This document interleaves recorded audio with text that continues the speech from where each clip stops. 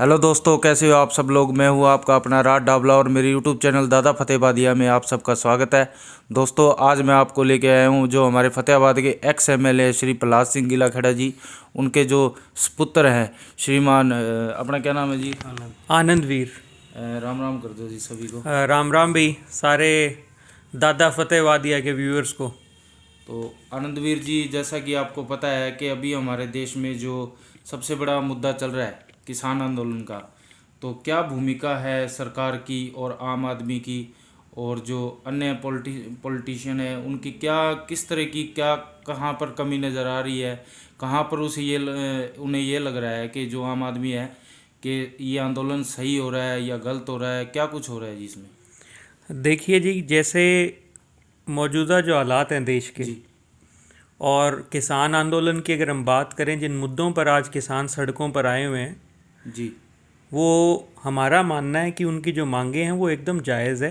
जी ये जो कानून जिस तरीके से मोदी सरकार लेके आई है, जी उससे साफ उनकी मंशा जो है वो जाहिर होती है कि ये कानून कॉरपोरेट घरानों को फ़ायदा पहुंचाने के लिए है, जी ना कि छोटे ज़मींदारों को फ़ायदा पहुंचाने के लिए। जी आज इसी चीज़ को लेकर किसान अड़े हैं और सरकार ने लॉकडाउन के दौरान जून के महीने में अध्यादेश के रूप में इन कानूनों को लाने का काम किया और लोकसभा और राज्यसभा में तो ख़ास तौर पर जो एक प्रथा चली आई है सालों साल से, उन सबको तार तार करते हुए, उन सबको बगैर कोई क्वेश्चन आर, बगैर कोई डिस्कशन के जो है इनको पारित करने का काम किया। जी तो एक तरीके से सरकार ने अपनी मसल पार दिखाई है जी इन कानूनों को पारित करने में, और साफ साफ ये मंशा जाहिर होती है कि उन्होंने जो है, उनकी जो सोच थी इसके पीछे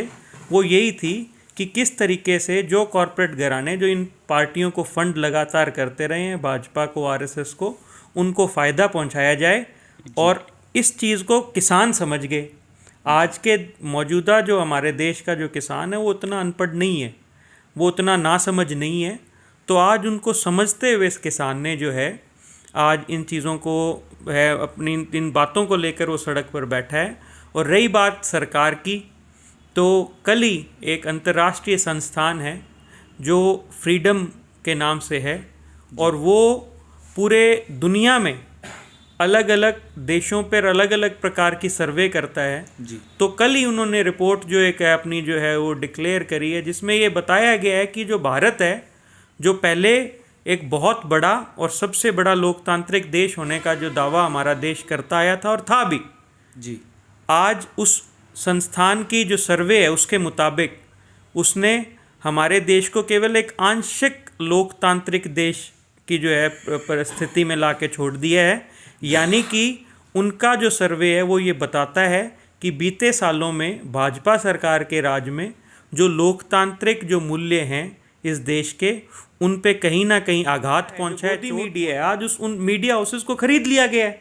जी ये उनका भी कार्य है, उनका भी दायित्व बनता है, जुडिशरी का भी फर्ज बनता है कि अगर किसी के विरुद्ध, जैसे अगर आपने देखा है कि 21 साल की एक हमारे देश की बेटी जो कि पर्यावरण बचाने के इतने सालों से लगे, इतनी यंग एज में उसने इतना बड़ा मुद्दा उठाया, इतना बड़ा जो है इशू को लेकर वो चली है, आज उसको भी सिडिशन के चार्जेस जो है उस पे किसान फार्मर प्रोटेस्ट को सपोर्ट करने के लिए लगाए गए। तो जुडिशरी ने भी कहा कि कोई ऐसी चीज़ नहीं है। क्या नाम है जिनका? दिशा रवि जो थी, जो बेंगलोर से जिनको अरेस्ट किया गया था। जो सत्ता पक्ष है, जो अभी हमारे सेंटर में मोदी जी की सरकार है, उनका कहना है कि जो विपक्षी जो पार्टियां हैं, वो विपक्षी पार्टियां इस आंदोलन को एक चरम सीमा पर पहुंचा रही हैं ताकि उनकी जो सरकार है वो गिर जाए और लोग जो पूरे के पूरे किसान हैं जो हमारी पार्टी के पक्ष में आ जाए। और कांग्रेस पार्टी को कहा जा रहा है कि सूची में नंबर 1 पे है जी, कांग्रेस विपक्ष में होते हुए भी, और ये चाह रही है कि इस आंदोलन को कहीं ना कहीं तेजी पकड़ाई जाए। देखिए, इसके बारे में क्या बड़ी जैसे हैरानी वाली बात है। देखो, जैसे मैंने लोकतांत्रिक मूल्यों की अगर हम बात करते हैं तो एक पक्ष होता है, एक विपक्ष होता है जी। और चूंकि हम एक समाज में जाते हैं जी, चुनाव के माध्यम से अपनी बात रखते हैं, वोट लोगों से आग्रह करते हैं और अपना एक मैनिफेस्टो लेके जाते हैं, चाहे कांग्रेस पार्टी है, चाहे भाजपा है, चाहे कोई भी पार्टी है जी। तो एक सरकार को जो है मत मिलता है, एक को नहीं, कम मिलता है। जी परसेंटेज तो मिलती है। आज भी जो मौजूदा भाजपा सरकार है उसको अगर हम ओवरऑल जो अगर आप देखेंगे, जो एक आज ये कहते हैं कि हमारे पास इतनी मेजॉरिटी है, तो अगर ओवरऑल परसेंटेज ऑफ वोट देखेंगे तो केवल कहीं ना कहीं 37% वो लोगों ने majority उनको के कारण पास हुआ था। मैं आपको बता रहा हूँ ना कि भी 37% जो लोगों ने ही पूरे देश में उनको वोट दिए हैं, जी 63% लोग आज भी उनके खिलाफ हैं। जी लेकिन जो विपक्ष का वोट है वो बंट जाता है। जी जो सवाल आपने किया, आज मेरा ये मानना है कि विपक्ष हो, कोई भी पार्टी हो, और कोई भी ऐसा व्यक्ति जो चुनाव लड़ता है, जी जो लोगों के बीच में जाता है, आज उसका मेरे हिसाब से लोकतंत्र में उसका कर्तव्य बनता है कि जब कभी कोई भी ऐसी स्थिति उत्पन्न हो जहां पर लोगों के हितों का दमन मौजूदा सरकार करे, तो उसकी आवाज़ को बल अवश्य देना चाहिए। ये पार्टी का दायित्व। वो तो कह रहे हैं ना कि इसको राजनीतिक रंग दिया जा रहा है। जी अगर लोगों को कोई भी चीज़ की समस्या है, अगर आज जो महंगाई है वो एक लोगों का मुद्दा है, अगर विपक्ष नहीं उठाएगा तो कौन उठाएगा? जी आज जो मीडिया है, जो गोदी मीडिया है, आज उन मीडिया हाउसेस को खरीद लिया गया है। जी है कि जो हमारे जो एमपी साहब हैं दीपेंद्र हुड्डा जी, उन्होंने 2-2 लाख रुपए की घोषणा की है कि सहायता राशि हम प्रदान करेंगे। तो इसके बारे में क्या कहना चाहोगे जी? देखिए, वही मैं आपको कह रहा हूँ कि अब आप एक सामाजिक व्यक्ति हैं। राजनेता क्या है? राजनेता का काम केवल ये नहीं है, राजनीति केवल ये नहीं है कि भी राज को हथियाए रखने के लिए नीति बनाई जाए। जी एक आपका सामाजिक दायित्व बनता है। आज चौधरी भूपेंद्र सिंह हुड्डा ने ये फैसला लिया था जी कि हम जो भी कांग्रेस के जो विधायक हैं, जी वो अपने बलबूते पर जितने भी किसान शहीद हो रहे हैं हमारे इलाके के, तो उनको एक सहायता। देखिए, जो चला गया उसको कोई वापस नहीं ला सकता। जी तो एक तरीके से एक प्रयास है, एक छोटा सा, कि भी उनकी एक कुछ जो है थोड़ी बहुत मदद। और क्योंकि इतनी वो सभी की मांग लेकर वहाँ पे बैठे हैं, जी वो केवल कोई अपना कोई व्यक्तिगत फायदे के लिए वो नहीं गए, वो कोई नौकरी इस पे के भी लिए नहीं सवाल गए। बन रहे हैं कि जी जो ये पैसा फिर आया कहाँ देने के लिए, वो कहाँ से आया जी?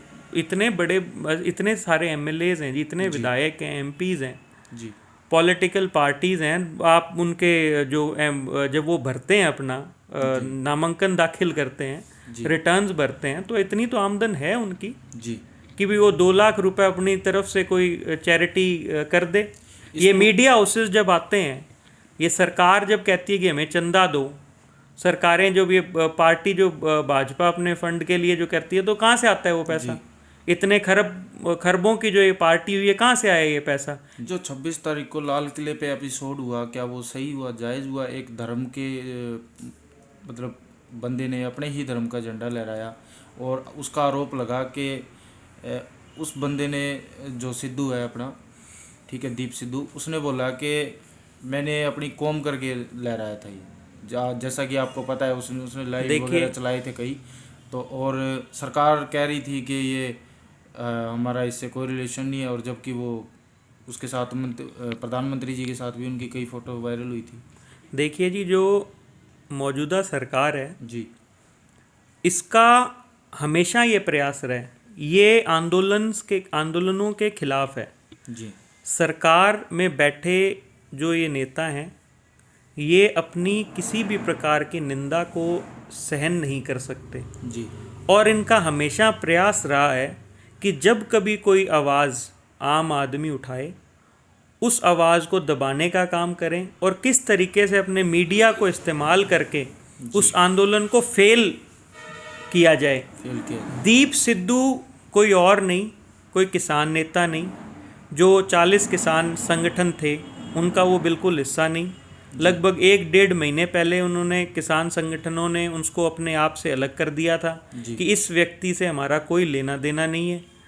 आपने सोशल मीडिया के माध्यम से देखा होगा, जी गुरदासपुर चुनाव जब सनी देओल लड़े, तो बाकायदा उनके साथ कंधे से कंधा मिला के ये चलता था, उनका इलेक्शन एजेंट था, जी और खुद भाजपा सरकार द्वारा प्लांटेड व्यक्ति था। जी और जो प्रयास किए, वो केवल और केवल जो 26 तारीख को जो हरकत हुई, वो किसान नहीं थे। जी उनको उनको डिफेम करने के लिए भाजपा के प्लांटेड लोग थे। जी जो निशान साहब का जो ध्वजा वहाँ पे फहराया गया, सबसे पहले तो बहुत लोगों को बड़ा कन्फ्यूजन है जी। कि भी वो क्या है, क्या है? भी वो है क्या। गुरुद्वारे के ऊपर आपने निशान साहब का आपने जो है ध्वजा जो झंडा है वो देखा होगा। निशान साहब का मैं आपको कलर का एक बारी झंडा था सर। नहीं, ब्लू कलर का नहीं, वहाँ पे जी। इंडियन फ्लैग जो था उसको तो नीचे किया ही नहीं गया था। जी। बट एक ये झंडा जो है, इसके साथ फिर किसान का भी झंडा लहराया गया। जी। निशान साहब का अगर आपको मैं वैसे महत्व बताऊं तो जी। निशान साहब जो है वो पुराने टाइम से गुरुद्वारों के ऊपर इसलिए लहराया जाता था, और इतनी ऊपर इसलिए लहराया जाता था कि जब सड़कें, रास्ते और पता नहीं होता था कि अगला गांव जी। कितना दूर है, तो एक दूर से एक निशान होता था जी। जो ये बताता था कि भी अगर कोई राहगीर जा रहा है तो अगर वो दूर से उसको नजर आ जाए तो उस डायरेक्शन में उसको पक्का पता चल जाता था कि वहां पे मेरे को गुरुद्वारा है, जहाँ पे मेरे को रात को रहने के लिए जी। और खाना खाने के लिए, पेट भर खाने की व्यवस्था वहाँ 100% मेरे को मिलेगी। केवल इतना महत्व था उसका कोई अलग से एसोसिएशन नहीं थी। लेकिन हम सब चीज़ें जो मैं बता रहा हूँ कि हर चीज़ को ये धर्म, हर चीज़ को डिफेम करने के लिए ये कोशिश करते हैं। जी। ठीक है, एक बंदे ने आगोश में आकर ये चीज़ करी, उनको बिल्कुल प्लॉट किया गया, इस चीज़ को तैयार किया गया कि 26 जनवरी को हम ये करें। क्या आप इमेजिन कर सकते हैं 4 लाख लोग एक जगह शांतिपूर्वक तरीके से रह रहे हैं। जी।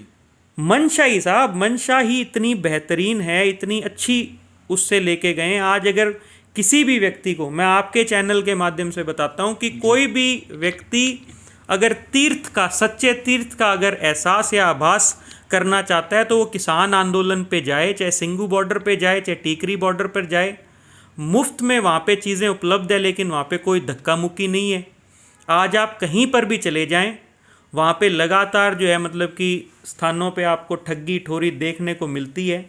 जी। एक नेगेटिविटी आती है, वहाँ आप जाओगे आपको 1% नहीं आएगी, क्योंकि उनकी मंशा नहीं है। के लोगों की एक डिमांड रही है कि हमारे फतेहाबाद में रेल आए, पोस्ट ग्रेजुएट कॉलेज बने, जिससे कि हमारे फतेहाबाद का विकास हो। तो अगर इन फ्यूचर कभी आपकी पार्टी आई सत्ता में, चाहे वो फतेहाबाद हुआ, चाहे पूरा प्रदेश हुआ, चाहे पूरा देश हुआ, तो आप यहाँ के लिए, फतेहाबाद के लिए किस तरह के प्रयास रखेंगे? जैसे कि आपको पता ही है सर कि आपके जो पिताजी हैं वो यहाँ सर हमारे MLA पद के उम्मीदवार हैं कांग्रेस की तरफ से। देखो, कोई भी बड़ा शहर हो, हमारा तो डिस्ट्रिक्ट हेडक्वार्टर है, जी। तो बेशक आज हमारे शहर को भी, इलाके को भी एक बढ़िया कॉलेज की, जी।